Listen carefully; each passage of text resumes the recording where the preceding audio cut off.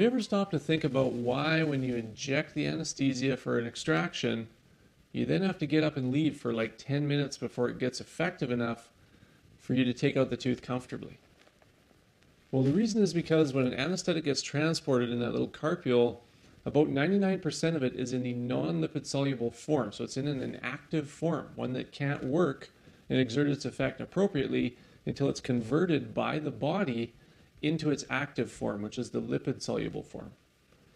So to do that, what happens is the pH of that anesthetic solution has to get changed or buffered into a higher pH, one that's closer to the physiologic pH of 7.4 in order to be effective. So 7.4 is a tightly regulated number by the body.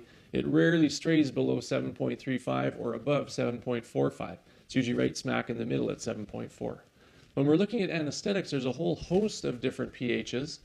If you have something on the low end, so we'd say articaine with epinephrine, we're looking at maybe like 3.6 pH.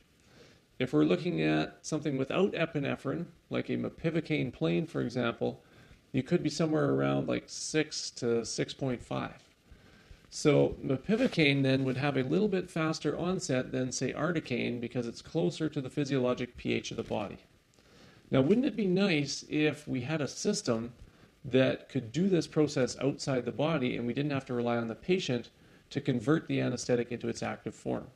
It'd be especially useful in cases where you have a lot of inflammation or infection and it's really acidic in that region, therefore hampering the conversion of that anesthetic into the active form, which is why it's difficult to get profound anesthesia. So what they do is they use sodium bicarbonate, which mixes with the anesthetic immediately prior to injecting the anesthetic into the patient.